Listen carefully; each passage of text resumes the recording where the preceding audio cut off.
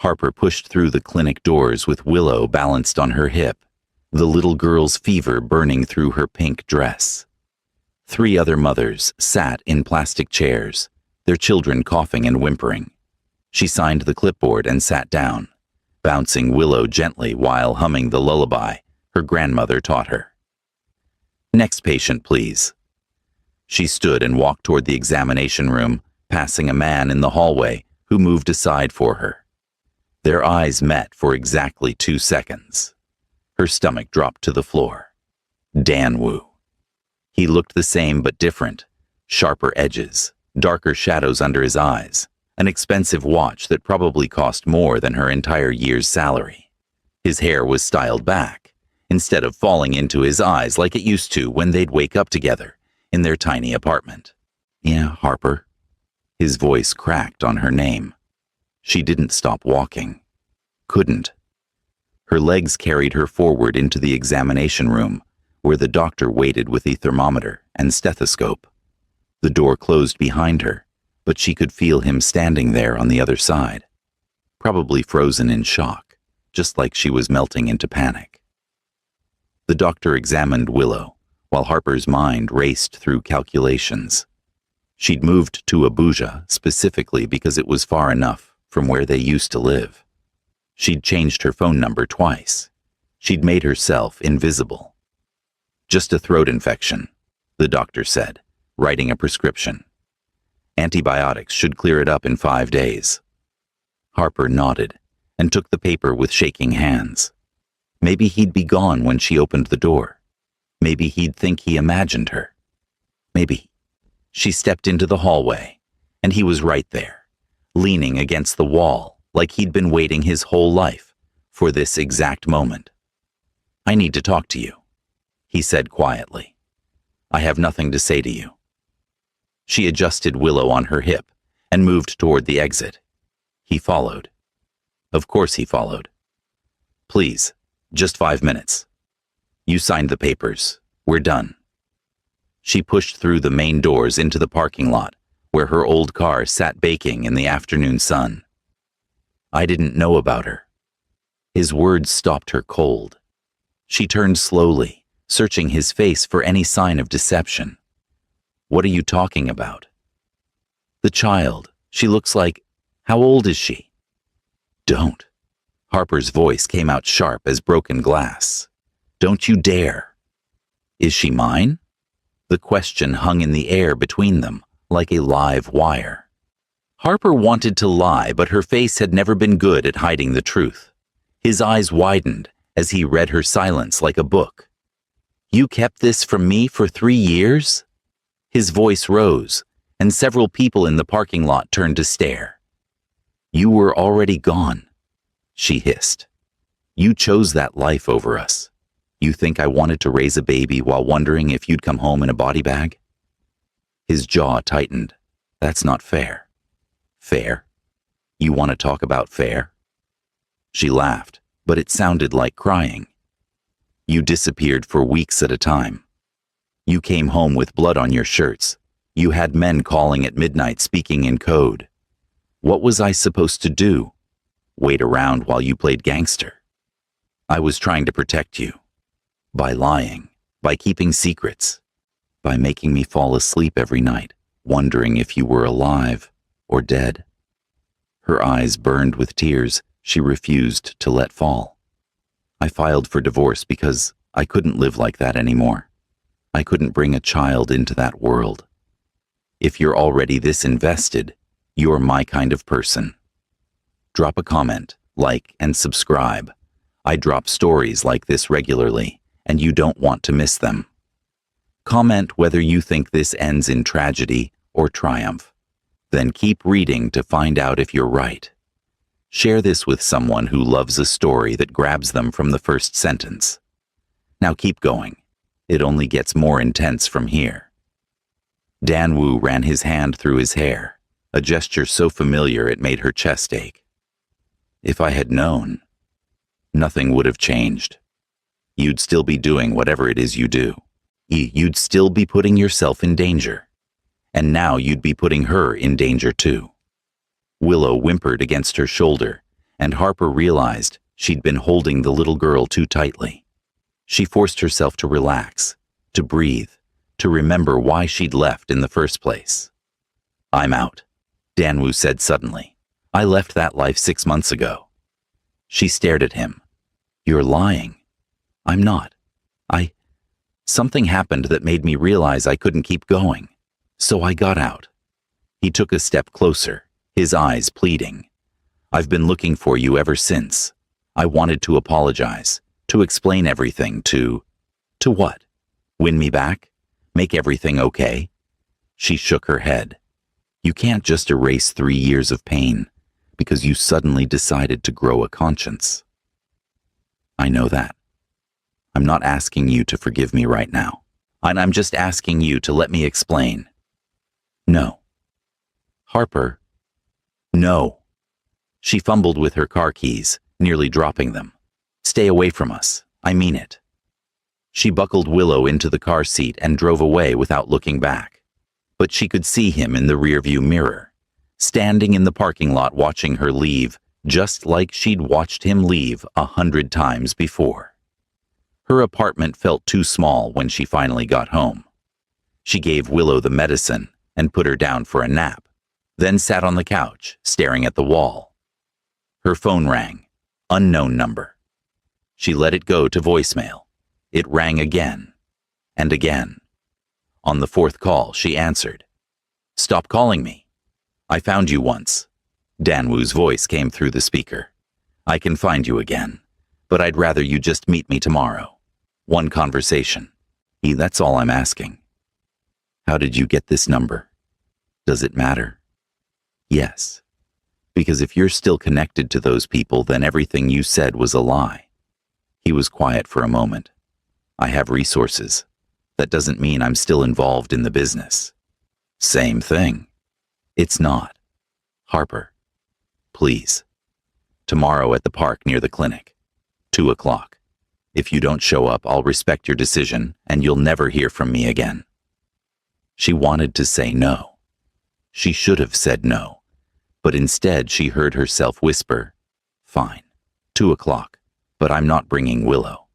"That's fair." She hung up and pressed her palms against her eyes. What was she doing? Why was she giving him another chance to hurt her? But somewhere deep in the part of her heart that still remembered loving him, she knew she needed closure. Real closure. Not just signed papers and 3 years of silence. The next day she left Willow with her neighbor, Mrs. Franklin, who loved babysitting and never asked uncomfortable questions. She drove to the park and found Danwoo sitting on a bench under a mango tree, wearing jeans and a simple shirt that made him look more like the man she'd married and less like the stranger from yesterday. "You came," he said, standing as she approached. "I shouldn't have." She sat on the opposite end of the bench, keeping distance between them. "Say what you need to say." He sat back down and looked at his hands. "I never wanted that life. You know that, right?" "Then why?" "My father owed money. A lot of money to very dangerous people. When he died, those debts became mine." He glanced at her. "I tried to pay them back legitimately, but the interest kept growing faster than I could earn. So they offered me a deal. Work for them, and the debt disappears." Harper's chest squeezed like lemon. "You never told me any of this." "Because I was ashamed. Because I thought I could handle it on my own. Because I didn't want you to look at me the way you're looking at me right now." His voice cracked. "Like I'm a stranger." "You are a stranger.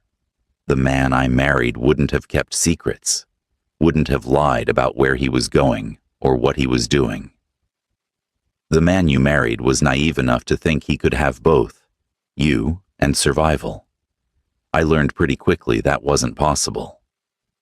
She watched a mother push her toddler on the swings nearby, their laughter floating across the playground. And that could have been her and Danwoo with Willow. Should have been.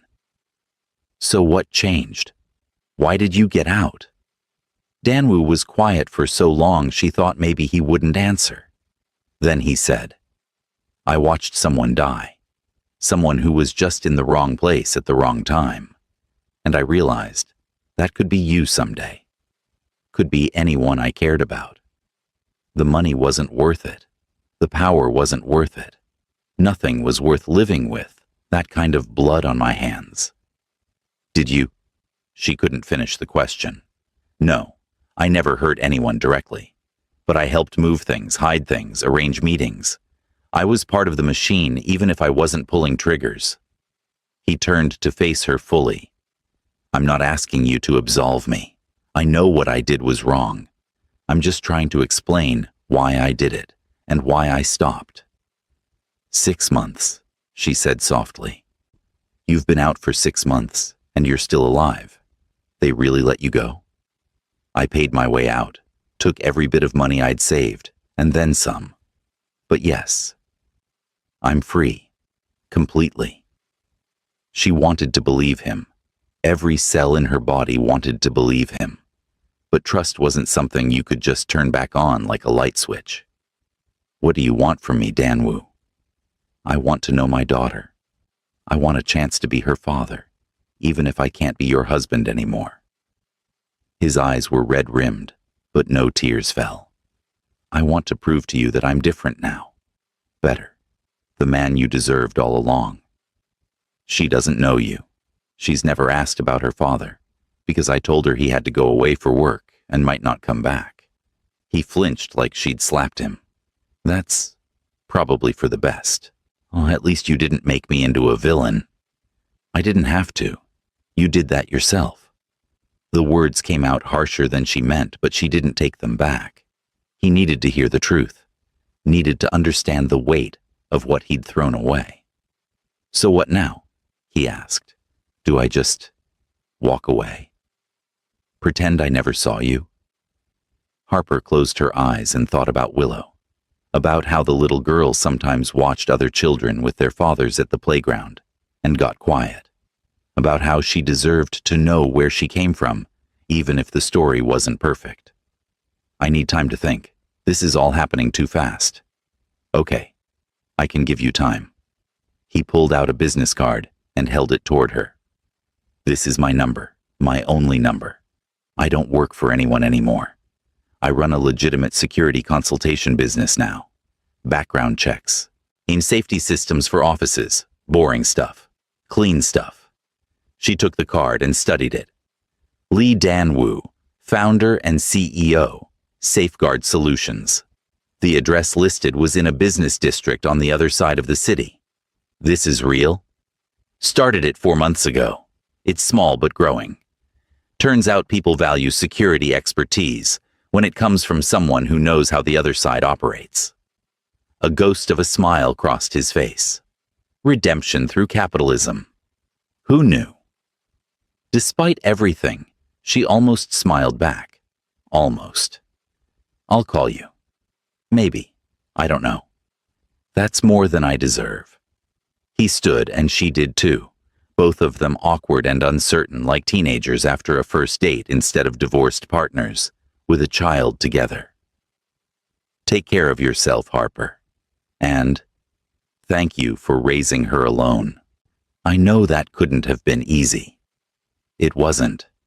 She turned and walked away before her resolve could crack, before she could do something stupid like ask him if he still drank his coffee black, or if he still hummed old songs while cooking dinner.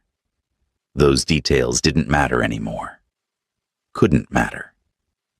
She picked up Willow from Mrs. Franklin's apartment and drove home in silence. The little girl chattered about the cookies they'd baked and the cartoons they'd watched, oblivious to the earthquake that had just reshaped her mother's world. That night, after Willow fell asleep, Harper sat at her kitchen table staring at Danwoo's business card. She could throw it away. Should throw it away. But instead, she pulled out her laptop and searched for Safeguard Solutions. The website was professional and clean. Client testimonials praised their thoroughness and discretion. There were photos of Danwoo in a suit shaking hands with various business owners. He looked legitimate, successful. Nothing like the haunted man who used to come home at dawn smelling of cigarette smoke and fear. Her phone buzzed with a text from her sister Amelia. "You've been quiet. Everything okay?" Harper typed back. "Ran into Danwoo yesterday. He knows about Willow." 3 dots appeared immediately, then disappeared, then appeared again. Finally, "What?" "Call me right now." She dialed, and Amelia answered before the first ring finished. "Start from the beginning and don't leave anything out." Harper told her everything while pacing the small living room. About the clinic, the parking lot confrontation, the phone calls, the park meeting. All of it spilled out in a rushed whisper so she wouldn't wake Willow in the next room. "So let me get this straight," Amelia said when she finished. "He says he's out of the criminal life. He's running a legitimate business, and he wants to be a father. Do you believe him?" "I don't know what I believe anymore. But do you want to believe him?" That was the real question, wasn't it? The one that kept her up at night. Part of me does. The part that remembers who he was before everything went wrong.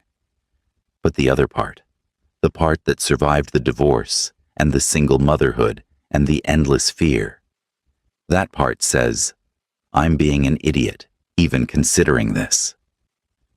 "You're not an idiot," Amelia said gently. "You're a mother who wants her daughter to have a father. That's normal. But you need to protect yourself too, and protect Willow. If he's even slightly connected to that old life." "I know. Trust me, I know." Harper sank onto the couch and pulled a blanket over her legs. "I told him I needed time to think." "Good. Take all the time you need. And maybe, I don't know, do some investigating? See if his story checks out." After they hung up, Harper couldn't sleep. She kept thinking about the way Danwoo had looked at her in the parking lot. Like she was water and he'd been dying of thirst.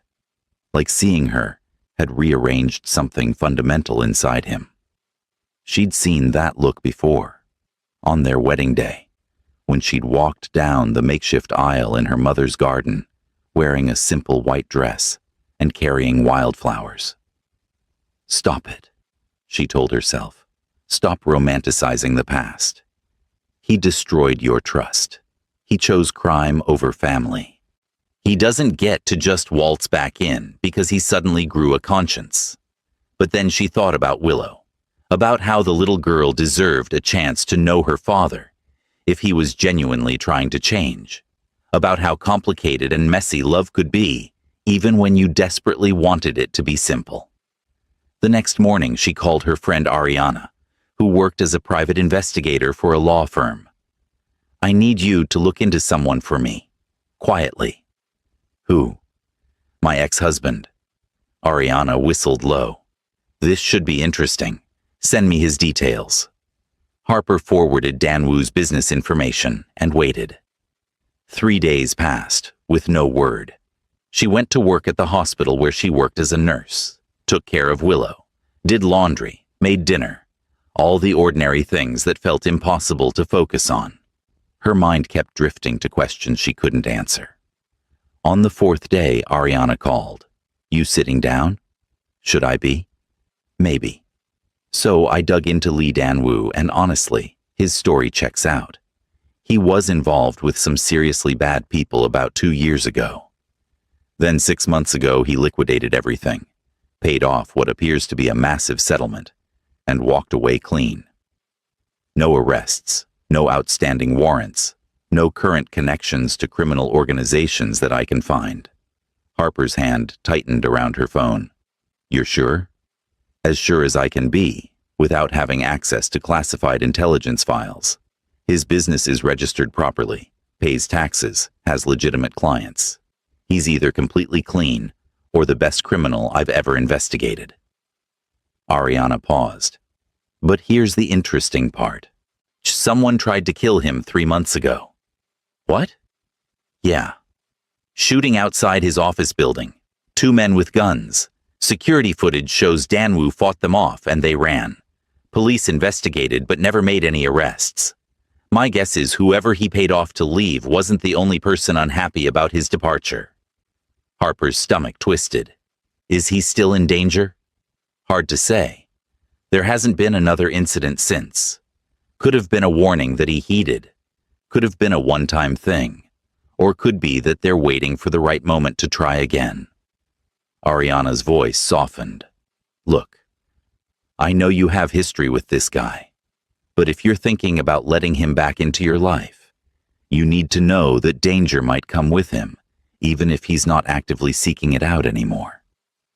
After they hung up, Harper sat in her car outside the hospital and tried to process everything.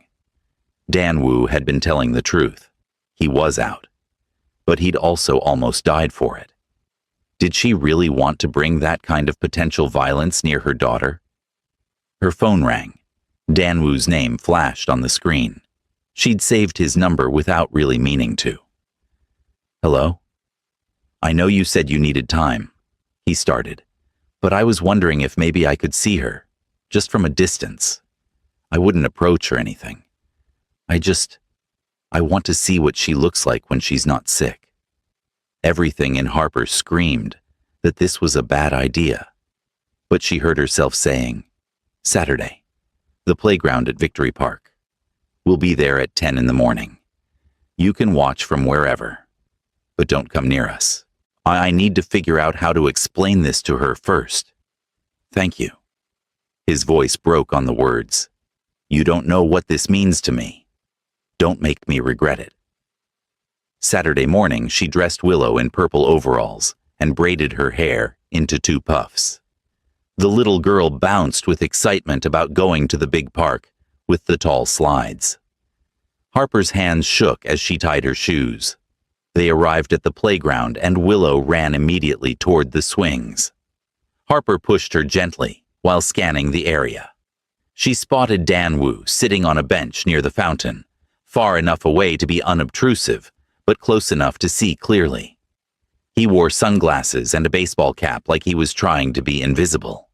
Willow played for an hour, completely unaware of the man watching her every move. She went down slides and climbed on monkey bars and made friends with 2 other children building a sandcastle. Harper kept glancing at Dan Wu, watching him watch their daughter. His expression was devastating. Pure joy mixed with profound grief for all the moments he'd already missed. When Willow got tired, Harper bought her ice cream from a vendor, and they sat at a picnic table. That's when Willow noticed the man on the bench. Mama, that man is staring at us. Harper's heart stopped. Is he? Yeah, he's been there the whole time. Do you know him? This was it. The moment of truth. Harper could lie and say no, could pack up and leave and never contact Dan Wu again, or she could be brave. Actually, so, yes, I do know him. Who is he? Someone from a long time ago, someone I used to know very well. She took a deep breath. Baby, you know how you sometimes ask about your daddy? Willow's eyes went wide. Is that him? Yes.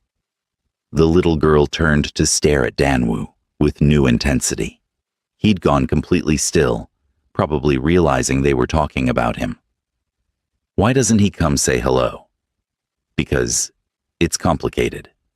He's been gone for a very long time, and we're trying to figure out if it's safe for you 2 to meet. Safe? Sometimes grown-ups make mistakes that affect other people.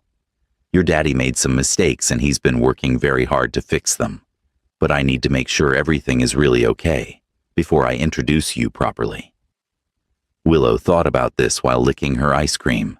Then she waved at Dan Wu. Just a simple little wave. His hand came up slowly and waved back.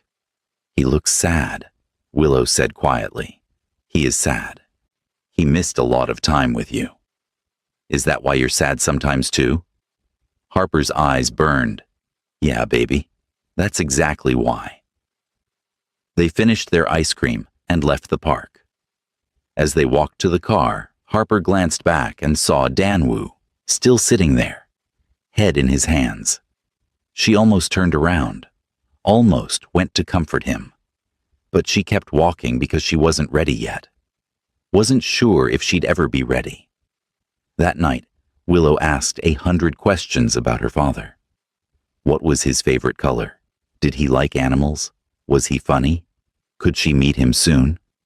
Harper answered what she could and deflected the rest, promising they'd figure it out together. She texted Danwoo before bed. She saw you. She waved. She has questions. His response came immediately. What did you tell her? The truth, and that you made mistakes, but you're trying to fix them. That I need to make sure it's safe. And is it? Safe? Harper thought about Ariana's warning about the shooting, about the life he'd left behind, and the enemies who might still want revenge. I don't know yet. Fair enough. Thank you for letting me see her today. She's beautiful. She has your smile. She has your eyes. Does she? I couldn't tell from that far away. Dark brown.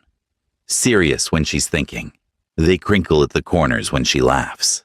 There was a long pause before he replied. I wish I'd been there to see them change from newborn blue. So do I. She meant it. Despite everything, despite the anger and pain and fear, part of her genuinely wished things had been different. Wished he'd been brave enough to tell her the truth from the beginning. He wished they'd faced his father's debts together, instead of him trying to shoulder the burden alone. 2 weeks passed in a strange limbo. Danwoo texted occasionally with updates about his business or random thoughts about Willow, but they didn't meet in person. Harper was still trying to decide what to do when fate made the decision for her. She was leaving the hospital after a night shift when 2 men approached her in the parking garage. They didn't look threatening exactly, just purposeful. You're Harper? Lee Danwoo's ex-wife? Her keys dug into her palm. Who's asking? Friends of your husband. The taller one smiled, but it didn't reach his eyes. We heard he has a daughter now. Congratulations. Fear poured ice water through her veins. What do you want? Just passing along a message. Danwoo thinks he can leave the family and start fresh. But blood debts don't wash away that easily. We know where you work. We know where you live. We know your daughter goes to Little Stars daycare on weekdays. He stepped closer. Tell Danwoo that his freedom has a price. And if he doesn't pay it, we'll collect from his family instead. They walked away before she could respond, disappearing into the maze of parked cars. Harper stood frozen for a full minute before her hands started shaking so badly she dropped her keys. She called Danwoo immediately. They found me, she said when he answered. 2 men. They threatened Willow. What? She heard crashing sounds like he'd knocked something over. Where are you right now? Hospital parking garage. They're gone. But Danwoo, they know everything. Where we live. Where Willow goes to school. Where I work. Everything. Don't go home. Do you hear me? Don't go anywhere near your apartment. Take Willow and go to your sister's house. I'll meet you there. How do you know where my sister lives? I know where everyone you love lives. I needed to make sure they were safe in case something like this happened. His voice was tight, with barely controlled panic. Please, Harper, trust me on this. Just get Willow and go to Amelia's. I'll explain everything when I get there. She picked up Willow from daycare, making up an excuse about a family emergency. The little girl sensed her mother's fear and went quiet, clutching her favorite stuffed rabbit. They drove to Amelia's house across the city, and Harper kept checking the rearview mirror for cars following them. Amelia opened the door, looking confused. What's going on? We need to stay here for a bit. Don't ask questions yet, please. They'd barely gotten inside when Danwoo pulled up in a black car Harper had never seen before. He knocked urgently, and Amelia let him in, her expression shifting from confusion to alarm when she saw his face. Who were they? Harper demanded. What do they want? Danwoo looked at Willow, who was watching everything with wide eyes. Can she go play in another room? Amelia took the hint. Come on, sweetie. Let's find some toys in my bedroom. Once they were alone, Danwoo paced like a caged animal. I thought I'd paid enough. I thought the settlement would cover everything. But apparently there's a faction that wasn't included in the deal. They want more money, or they want me back. How much more? More than I have. More than I can get without going back to illegal work. He stopped pacing and looked at her. I won't do that. I won't go back to that life, which means we need to find another solution. We? Harper's voice rose. There is no we. This is your problem. Your past catching up with you. Don't drag me and Willow into your mess. I never wanted to drag you into anything. That's why I left in the first place. He ran his hands through his hair, making it stick up in all directions. But they're using you to get to me now, which means whether you like it or not, you're involved. So what do we do? I have a friend, someone I trust who's dealt with situations like this before. He can help us disappear for a while. New identities, new city, new everything. Usually just until I figure out how to handle this permanently. Harper laughed, but it sounded hysterical. You want me to uproot my entire life? Leave my job, my home, my family? Because you can't handle your own consequences. I want you to live. I want Willow to live. Nothing else matters. His eyes were desperate. I know I have no right to ask this of you. I know I destroyed any claim I had to your trust. But I'm begging you, let me protect you both. Please. Emilia came back into the room with Willow trailing behind her. She wants her mama. Willow ran to Harper and buried her face in her mother's stomach. I'm scared. Those men you're talking about, are they bad? Harper met Danwoo's eyes over their daughter's head. In that moment she saw everything. His regret, his fear, his desperate love for a child he barely knew. And she made a decision that terrified her. Yes, baby, they're bad, but your daddy is going to keep us safe. Willow turned to look at Danwoo. You're really my daddy? He crouched down to her level, his voice gentle. Yes, I'm really your daddy, and I'm so sorry I haven't been here until now. But I promise, I'm not going anywhere ever again. Okay. She studied him seriously. Do you like ice cream? Despite everything, he smiled. I love ice cream. Good. Mama says we can't trust people who don't like ice cream. That's a very wise rule. Harper watched them together and felt her heart crack open in a way that was both painful and necessary. This was real. They were really in danger, and she was really about to trust the man who'd broken her heart to save their lives. Danwoo's friend turned out to be a woman named Aisha, who ran some kind of underground network, helping people escape dangerous situations. She arrived at Emilia's house 3 hours later with fake documents, burner phones, and a plan. You'll go to Cotonou, Aisha explained, spreading a map on the kitchen table. I have contacts there who can set you up with temporary housing and work. You'll be Funmi and Kofi Adebayo, a married couple who just relocated for business. Your daughter's name will be Yetunde. Married couple? Harper shook her head. We're divorced. Doesn't matter. The story is simpler if you're together. Less questions. Eshi looked between them. Can you pretend to be married for a few months? Danwoo's expression was unreadable. If that's what it takes. I have a condition, Harper said suddenly. I'm not changing Willow's name. She's 3 years old. She knows who she is. Confusing her with a new identity could traumatize her. It's a security risk. I don't care. That's my condition. Eshi sighed. Fine. But you'll need to be extra careful. Kids talk. They say things without meaning to. They left that night with just 2 suitcases and whatever cash Danwoo had managed to withdraw.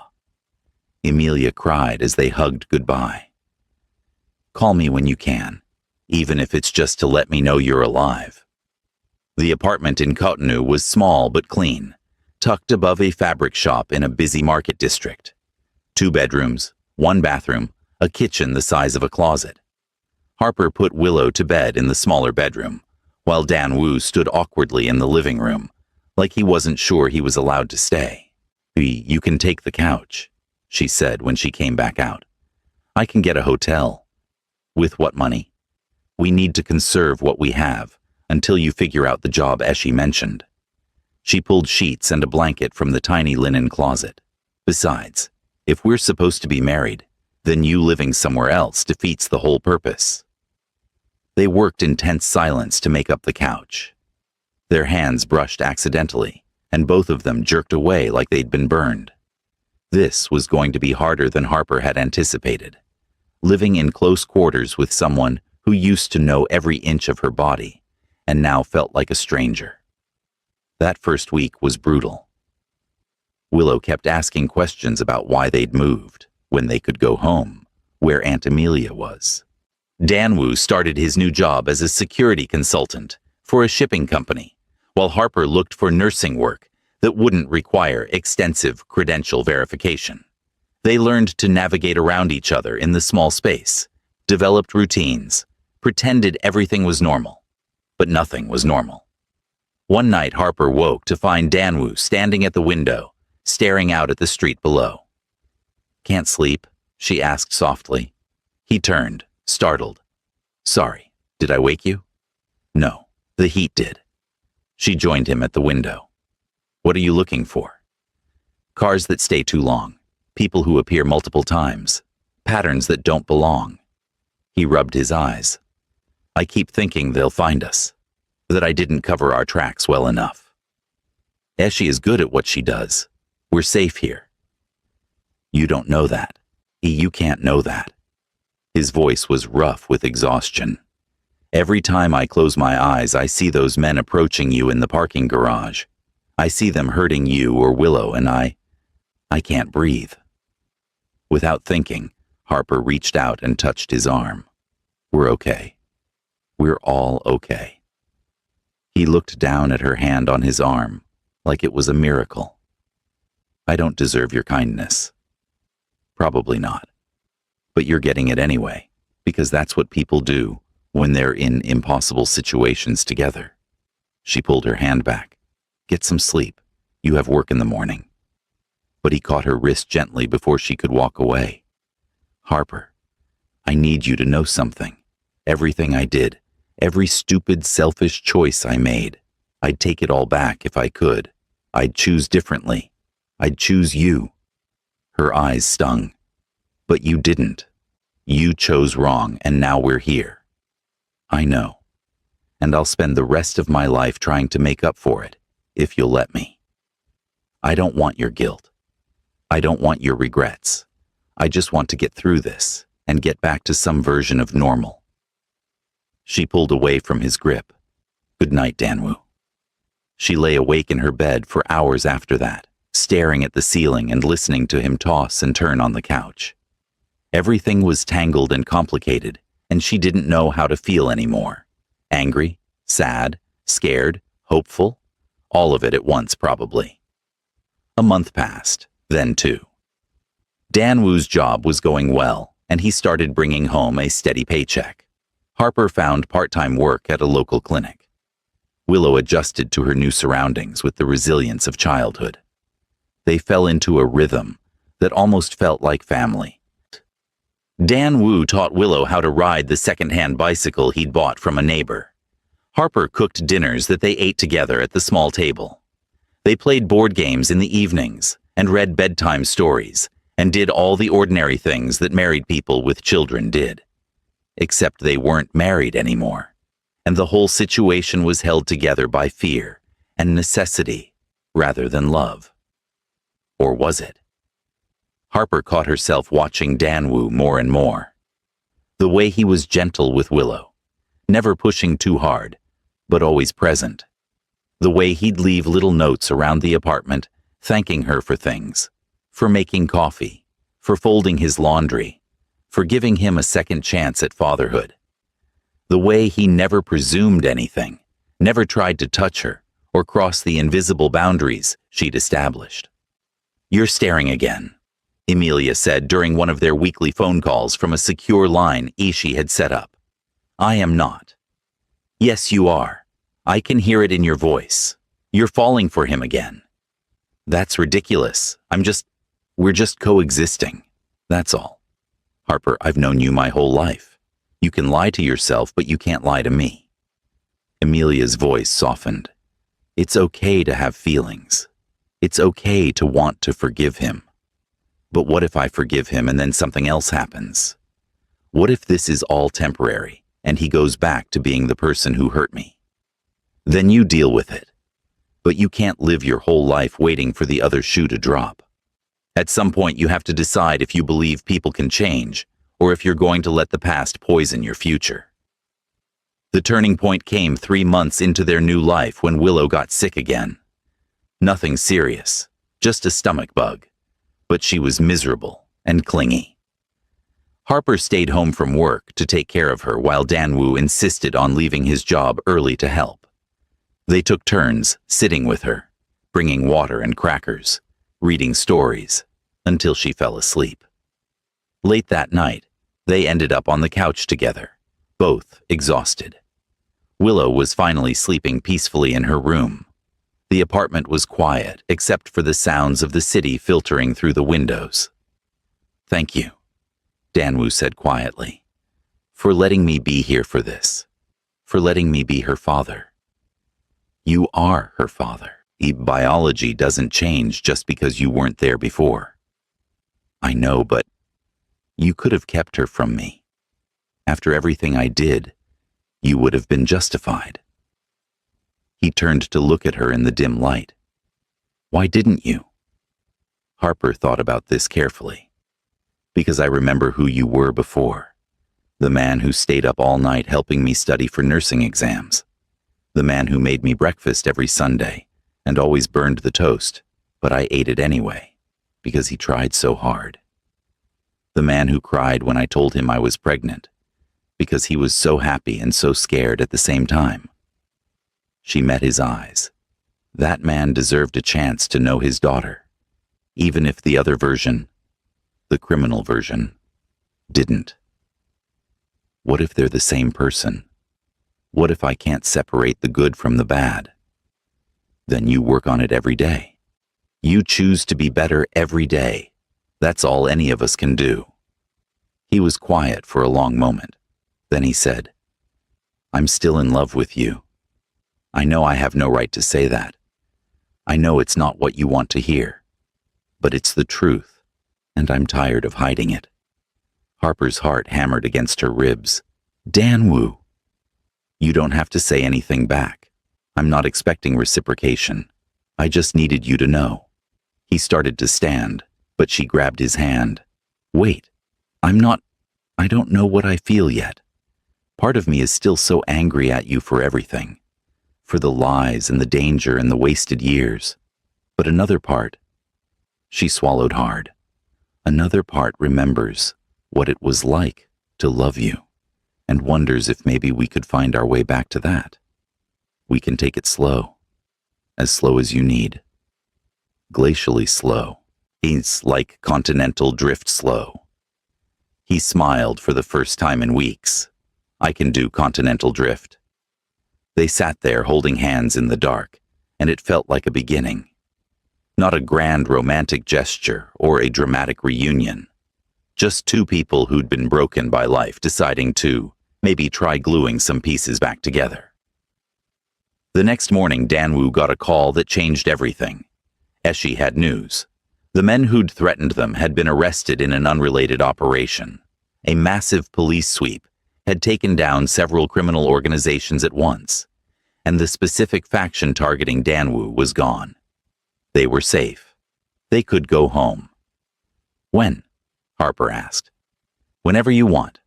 I can have new documents ready in 2 days. Willow was thrilled at the thought of seeing Aunt Amelia again. She packed her stuffed animals immediately and made Harper promise they could go back to her old daycare. But that night when Willow was asleep, Danwoo and Harper sat at the kitchen table and looked at each other. Do you want to go back? He asked. I don't know. Part of me does, but We've built something here. Not much, but it's ours. She traced patterns on the table with her finger. What about you? I'll go wherever you go. My business can operate from anywhere. My life is wherever you and Willow are. That's a lot of pressure to put on me. I know. Sorry. He reached across the table but stopped short of touching her. I guess what I'm really asking is, when we go back, do we go back to being divorced? Or do we try being something else? Like what? Like co-parents who live together? Friends who used to be married? See, people who are figuring things out? He looked vulnerable and hopeful and terrified all at once. I'm not asking you to remarry me tomorrow. I know that's not realistic. But maybe we don't have to completely split up either. Harper thought about the past 3 months, about how they'd learned to work together, to trust each other in small ways, to build a tiny foundation of something that might eventually become strong. Okay, we try. We go back home and we see if this, whatever this is, can survive real life. Not just running and hiding, but actual normal everyday life. She held up a hand. But I'm keeping my own bedroom, and we're going to therapy. Both of us individually and together. And if at any point you lie to me or keep secrets or make me feel unsafe, I'm done. No second chances. Deal. His smile could have lit up the city. Thank you. You won't regret this. I might. But I'm willing to risk it. They moved back to Abuja a week later. Emilia screamed when she saw them pull up to her house and nearly tackled them all in a group hug. I missed you so much. Don't ever disappear like that again. We'll try not to, Harper said dryly. Settling back into their old life was harder than expected. Harper got her job back at the hospital, but everything felt different now. She'd seen what danger looked like up close. She'd learned that stability was an illusion. She'd discovered that the heart could hold anger and love at the same time without imploding. Danwoo found a larger apartment for them. 3 bedrooms, so everyone had their own space, in a building with good security. They enrolled Willow in a new school closer to home. They started therapy like Harper had demanded. And slowly, carefully, they began rebuilding trust. It wasn't easy. There were arguments about boundaries and expectations. There were days when Harper looked at Danwoo and only saw the man who'd abandoned her. There were nights when old fears crept in, and she wondered if this was all a terrible mistake. But there were also good moments. Moments when Willow laughed at one of Danwoo's terrible jokes, and Harper couldn't help smiling. Moments when he brought her coffee, exactly how she liked it, without being asked. Moments when she caught him looking at her the way he used to, like she was the entire universe, condensed into one person. 6 months after returning home, they were having dinner together when Willow announced, "Sarah at school says her parents kiss all the time. Do you two ever kiss?" Harper nearly choked on her rice. Danwoo's eyes went wide. That's a complicated question, sweetie. Why? You're married, aren't you?" "Not exactly," Harper said carefully. "We used to be married, but then we weren't for a while, and now we're working on being friends again. But you live together, and you take care of me together, and sometimes I hear you laughing together late at night. Isn't that what married people do?" "Yes, but marriage is more than just those things. It requires trust and commitment and—" "Do you trust Daddy now?" Harper looked at Danwoo. His expression was open, vulnerable, waiting for her answer without trying to influence it. "Yeah," she said slowly. "Yeah, I think I do." "And does Daddy trust you?" "More than anything," Danwoo said quietly. "Then why aren't you married?" "Because—" Harper searched for words a 3-year-old would understand. "Because sometimes people need time to heal before they can be together the right way." We're still healing. Oh. Willow thought about this while pushing peas around her plate. Does healing take a long time? Sometimes, but it's worth it. That night after Willow went to bed, Danwoo knocked on Harper's bedroom door. Can we talk? She let him in, and they sat on opposite ends of her bed. About what Willow said. I'm not proposing, he said quickly. I know we're not there yet, but I want you to know that when you're ready, if you're ever ready, I'll be here, waiting, hoping, loving you from whatever distance you need. Harper felt tears prick her eyes. You really have changed, haven't you? I'm trying to. Every single day, I'm trying to be the man you deserved from the beginning. You're doing a good job. She reached out and took his hand. Thank you for being patient with me. Thank you for giving me a chance I didn't earn. They sat like that for a while, holding hands in the quiet. It wasn't everything, but it was something. It was hope. It was possibility. It was two people who'd been shattered finding out they could still fit together, if they were careful enough, with the sharp edges. A year after that night in the clinic parking lot, Harper woke up on a Saturday morning to the smell of burning toast. She smiled and got out of bed. She padding into the kitchen where Danwoo was frantically waving a towel at the smoke detector while Willow giggled. You're supposed to watch it, Harper said, taking over the toast duty. I got distracted. He grinned sheepishly. Willow was telling me about the field trip. They made breakfast together while their daughter chattered about everything and nothing. And standing there in their kitchen with flour on her shirt and Danwoo's arm, brushing hers as he reached for plates. Harper realized she was happy, genuinely, completely, unexpectedly happy. Later that day, she called Amelia. I think I'm ready. Ready for what? To forgive him, to really try again, to stop waiting for everything to fall apart, and just be. Amelia's voice was warm. I'm proud of you. That takes real courage. Or real stupidity. Haven't decided which yet. Maybe both. The best things usually are. So, that's how you rebuild a life after it falls apart. Not through grand gestures or dramatic declarations, but through burnt toast and late-night conversations and choosing trust over fear every single day.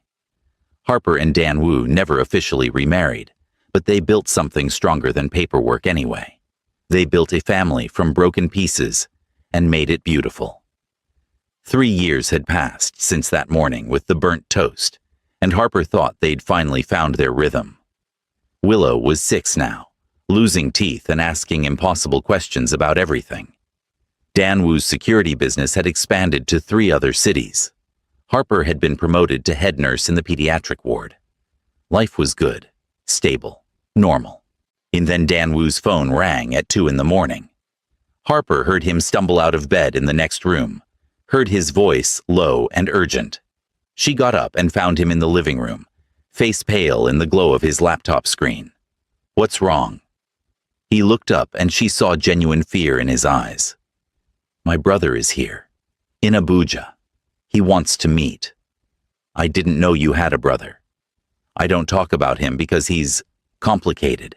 His name is Ji-sung and he never left the life I escaped from. Actually, he climbed higher in the organization after I got out. Danwoo ran his hands over his face. He says he has information I need to hear. Something about the arrest 3 years ago. About the men who threatened you. What about them?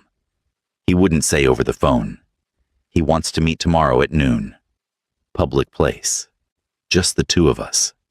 Harper's chest tightened with old familiar fear. This could be a trap. I know. But what if it's not? What if there's something we missed? He looked at her. I need to go. I need to know if we're really safe or if we've just been living in borrowed time. The next day, Harper took off work and stayed home with Willow, checking her phone every 5 minutes. Danwoo had promised to text her every 30 minutes, so she'd know he was okay. The first text came right on schedule. Meeting him now, Restaurant is crowded. Feel safe. 30 minutes later. He's telling me things about the arrests. Something doesn't add up. Then nothing. 30 minutes passed. 45. An hour. Harper called his phone and it went straight to voicemail. She called again and again. Panic started climbing up her throat like acid. Or she was about to call Ishi when Danwoo walked through the front door looking like he'd aged 10 years in 3 hours. We need to talk. Willow was watching cartoons in her room, so they sat at the kitchen table. Danwoo's hands were shaking. The men who threatened you 3 years ago, they weren't arrested in that police sweep. They were killed, executed, by Ji-sung's faction. Harper's blood went cold. What? Ji-sung found out they were targeting my family and he handled it. His way. Which means the only reason we've been safe all this time is because my brother has been protecting us from the shadows. Danwoo's voice was hollow. And now he wants payment for that protection. What kind of payment? He wants me to consult on a job. Just once. Use my security expertise to help them bypass some systems. He swears it's not violent, just corporate espionage, stealing data from a competitor. Danwoo looked sick. But I know how it works. One job becomes 2, becomes 10, and suddenly I'm back in that world, and I can't get out. Then you say no. If I say no, he withdraws his protection, and there are still people who remember me. People who'd love nothing more than to make an example of someone who walked away. He met her eyes. I don't know what to do. Harper stood and paced the kitchen. This was exactly what she'd feared, that the past would never really let him go, that they'd never be truly free. We run again. We disappear. Eshi can help us. For how long? We can't run forever. And what kind of life is that for Willow? Always looking over our shoulders, always waiting for someone to find us. Danwoo's shoulders slumped. Maybe I should just do the job. Get it over with. Make sure we're protected. No. Harper's voice came out sharp. You do this job, and you'll be compromised. They'll have proof you worked with them again. They'll own you. Is that what you want? Of course not. But what's the alternative? They argued in harsh whispers for an hour, going in circles. Finally, Harper said, I need to meet him. Your brother. I need to hear this from him directly. Absolutely not. I'm not putting you in a room with Ji-sung. He's dangerous. He's also family, and he protected us when he didn't have to. Maybe I can reason with him. Find some other way to repay the debt that doesn't involve dragging you back into crime. Danwoo looked at her like she'd suggested jumping off a bridge. You don't know what you're asking. Then explain it to me. Help me understand so we can figure this out together, instead of you trying to shoulder everything alone, like you always do. She grabbed his hands. We're supposed to be a team now, remember? So let me be your partner in this. He closed his eyes. Okay. I'll arrange a meeting, but I'm staying with you the whole time, and if anything feels wrong, we leave immediately. They met Ji-sung 2 days later at an outdoor cafe during lunch rush. He looked like Danwoo, but harder. Same eyes, but colder. Same build, but coiled tighter, like a spring about to snap. He stood when they approached and shook Harper's hand, with perfect politeness. So you're the woman who made my brother go soft, he said, with a slight smile. And you're the man who's trying to drag him back into darkness, she replied evenly. Ji-sung laughed. I like her. She's got fire. He gestured for them to sit. Let's talk business. Let's talk about why you think you own my husband, Harper countered. Ex-husband, technically, though I hear you're working on changing that. He signaled the waiter and ordered coffee for the table. I don't think I own Danwoo. I think I saved his family's life, and that comes with a debt. Simple transaction. Nothing about this is simple. Fair point. Ji-sung leaned back in his chair. Here's the situation. 3 years ago, some idiots decided to threaten you and your daughter to get leverage on my brother. I couldn't let that stand. Family is family even when we disagree about lifestyle choices. He looked at Danwoo. So I eliminated the threat, permanently, and I've been keeping other threats away ever since. We didn't ask you to do that, Danwoo said. You didn't have to. I did it because despite everything, you're my little brother, and I'm not going to watch you lose another family. Something flickered in Ji-sung's eyes. Old pain, old regrets. But protection isn't free in our world. You know that. Harper leaned forward. What if we paid you actual money instead? We could work out a payment plan. I don't need your money. I need Danwoo's expertise for one specific job. Ji-sung pulled out his phone and showed them photos of a corporate building. This company stole technology from one of our legitimate business partners. We want it back. Danwoo helps us get past their security. We retrieve what's ours. Everyone goes home happy. And if we refuse? Ji-sung's expression hardened. Then I can't guarantee your safety anymore. I have enemies too. People who'd love to hurt me by hurting what I care about, which unfortunately now includes you. That's extortion, Harper said flatly. That's reality. He sipped his coffee. Look, I get it. You want out of this world. I respect that. But you can't just erase the past. It follows you whether you like it or not. At least this way you're choosing how to engage with it instead of being a victim. Danwoo was silent, his jaw tight. Harper could see him calculating, weighing options, trying to find a third path that didn't exist. Finally, he said, "Give me 3 days to think about it." You have 2. After that, I assume the answer is no, and I withdraw protection. Ji-sung stood and dropped cash on the table for the coffee. For what it's worth, I really hope you say yes. I'd rather work with you than wonder when someone's going to take you out. He left, and Harper and Danwoo sat in silence. People around them laughed and ate and lived normal lives while their world crumbled again. We can't do this, Harper finally said. We can't let them pull us back in. Then what do we do? She thought about Esha, about the network of people who helped others escape impossible situations. We fight back. We find proof of what Ji-sung's organization is doing, and we give it to someone who can shut them down. We don't run, and we don't surrender. We end this. Danwoo stared at her. That's insane. That's incredibly dangerous.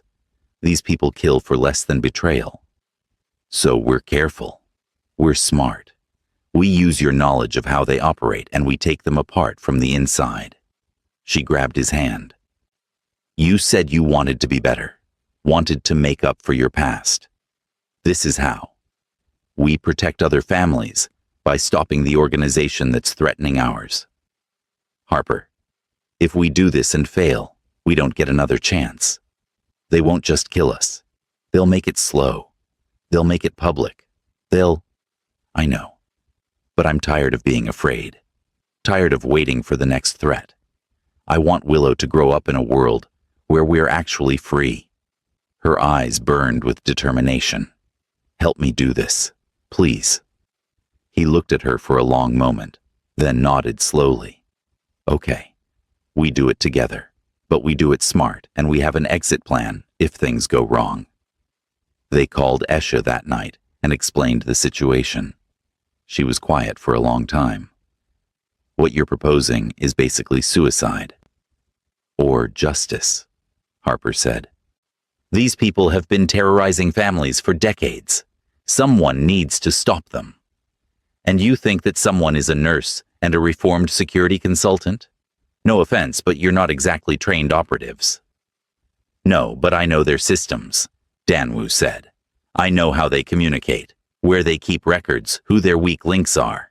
I spent 2 years inside that machine. I can help dismantle it. Eshi sighed.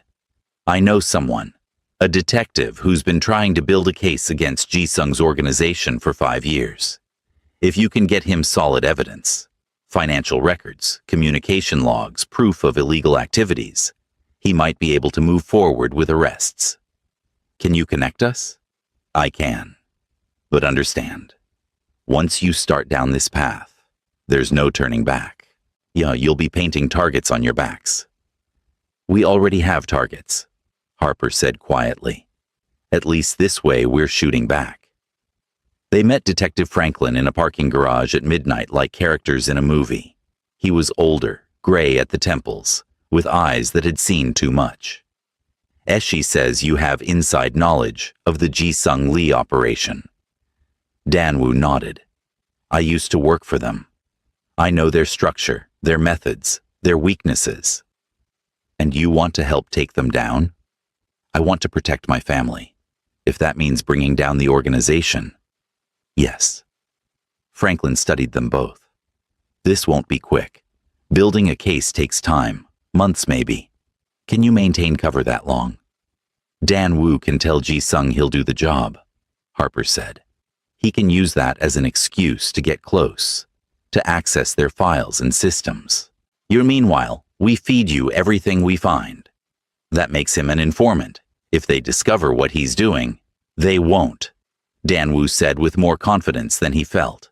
I know how to play the part. I did it for 2 years. And what about you?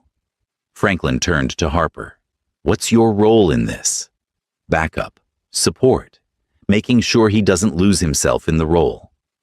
She met the detective's eyes, and if something goes wrong, making sure our daughter is protected. They worked out the details over the next hour. Danwoo would agree to do Ji-Sung's job, but would drag it out, claiming the security was more complex than expected. During that time, he'd copy files, record conversations, document everything. Franklin would provide them with hidden cameras and recording devices. The Eshi would maintain a safe house where Willow could stay with Amelia if things got dangerous. One more thing, Franklin said before they left. If at any point you want out, if this gets too dangerous or too complicated, you tell me immediately. I'd rather lose the case than lose potential witnesses. Danwoo called Ji-Sung the next morning. I'll do your job, one time only, then we're even. Smart choice, little brother. Knew you'd see reason. Ji-Sung sounded pleased. Come by the office tonight. We'll go over the details. The office was a legitimate import-export business that served as a front for less legal activities. Danwoo wore a wire hidden in his watchband. New technology Franklin had provided that was nearly impossible to detect. He walked into Ji-Sung's office trying to project confidence he didn't feel. There's my favorite security expert. Ji-Sung gestured to a chair. Let me show you what we're working with. He pulled up blueprints on his computer. Detailed schematics of a tech company's headquarters. They have something that belongs to our client. A prototype for new encryption software. We need to retrieve the only existing copy before they patent it. This is corporate espionage, Danwoo said flatly. You made it sound like simple data theft. It is data theft. Corporate espionage is just the fancy term. Ji-Sung zoomed in on the security systems. Can you get us past these defenses or not? Danwoo studied the screens, his mind working. This was actually perfect. The more complex the job, the more time he'd have to gather evidence. Yeah, I can do it. But it'll take at least 3 weeks to map everything properly. You have 2. Then you'll have a sloppy job that gets people arrested. Your choice. Ji-Sung considered this, then nodded. 3 weeks, but I need daily updates on your progress. Fine. I'll need access to your security protocols and communication systems to coordinate properly. Done. Ji-Sung pulled out a tablet and logged him into the network. Welcome back to the family business, little brother. Danwoo took the tablet home and immediately connected it to the encrypted drive Franklin had given him. Files started copying automatically. Emails, financial transactions, operational logs, everything they'd need to build a case. Harper watched the progress bar crawl across the screen. How long until they notice someone's accessing these files? They won't. I set up the tablet, to appear like I'm just reviewing security protocols for the job. As long as I don't access anything too sensitive too quickly, it should look normal. Over the next 2 weeks, Danwoo played his role perfectly. He met with Ji-sung's team, reviewed building schematics, planned entry and exit routes, and every night he came home and copied more files, recorded more conversations, built more evidence. Detective Franklin was thrilled with what they were providing. "This is gold," he said during one of their secret meetings. "Financial ties to money laundering, proof of extortion, communication with known criminals. We're building a RICO case here." But success made Harper nervous. Things were going too smoothly. "When do we pull the trigger? When do you make arrests?" "Soon. Yet we need just a bit more to guarantee convictions." Franklin looked at Danwoo. "Can you get access to their main server? The one where they keep the really incriminating stuff?" "Maybe, but that's risky. Ji-sung keeps that locked down tight. It would seal the case, give us everything we need to shut down the entire operation." Danwoo looked at Harper. She could see the fear in his eyes, but also the determination. "I'll try." He told Ji-sung he needed server access to properly coordinate the tech company job. Ji-sung was suspicious, but ultimately agreed, giving him a password with limited permissions. It was enough. Danwoo spent one terrifying night downloading encrypted files while Ji-sung slept in the next room, certain every creak and footstep meant discovery. When he finally got home at dawn, Harper was waiting. "Did you get it?" "Yeah. But Harper, there's something else on those servers. Something about my father's debt. The one that started all of this." His face was ashen. "It was fake. The whole thing was fabricated to recruit me. My father never owed anyone money. Ji-sung lied to get me into the organization." The betrayal hit like a physical blow. Everything Danwoo had sacrificed. Their marriage, years of Willow's life, his own morals and safety, all based on a lie his own brother had told him. Harper watched emotions war across his face. Rage, grief, disbelief. "I'm going to destroy him," Danwoo said quietly. "I'm going to watch this whole empire burn, and I'm going to make sure he knows I'm the one who lit the match." 2 days later, Detective Franklin coordinated simultaneous raids on 17 locations connected to Ji-sung's organization. Harper and Danwoo watched from a safe house as news helicopters broadcast footage of arrests. Ji-sung was led out of his office in handcuffs, his face a mask of shock and fury. Their phones started ringing immediately. Unknown numbers, threats, promises of revenge. Eshi got them new identities again. Just temporary ones until all the arrests were finalized and they could testify safely. The trial took 8 months. Danwoo testified for 3 days, laying out everything he knew about the organization's operations. Ji-sung's lawyer tried to discredit him, but the evidence was overwhelming. In the end, Ji-sung was sentenced to 23 years in prison. Before sentencing, he was allowed to make a statement. He looked directly at Danwoo. "You betrayed your own blood." "You betrayed me first," Danwoo replied. "You lied about father's debt. You manipulated me into that life. Everything that happened after was because of your lie." For just a second, Ji-sung's mask cracked. "I did it because I needed you, because you were always the smart one, the capable one. I thought if I could just get you in, we could build something great together. We could have built something great legally. But you chose crime, and now you'll pay for it." Ji-sung smiled, but it was bitter. "Maybe. But don't think this is over, little brother. I have friends, and they have long memories." After the trial, life slowly returned to something resembling normal. Danwoo's security business actually grew because of the publicity. Companies wanted someone who'd taken down a criminal empire, protecting their assets. Harper went back to nursing. Willow started 2nd grade with no idea how close they'd all come to disaster.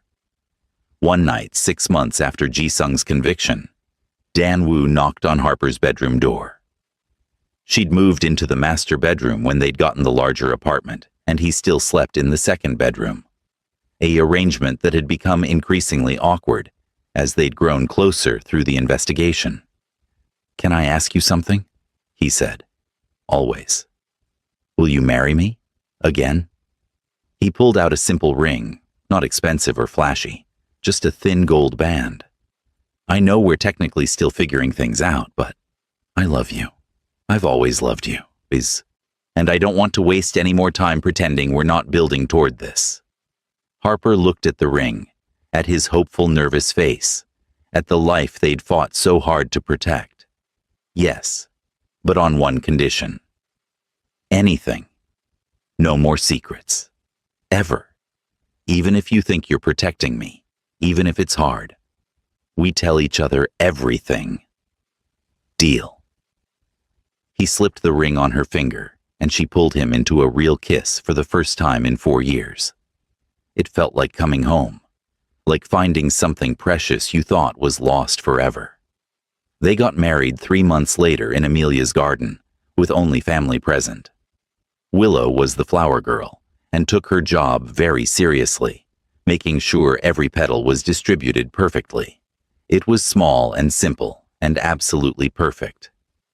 Years later, when Willow asked about her parents' story, Harper would tell her an edited version, about 2 people who loved each other but made mistakes, who hurt each other but learned to forgive, who nearly lost everything but fought to get it back.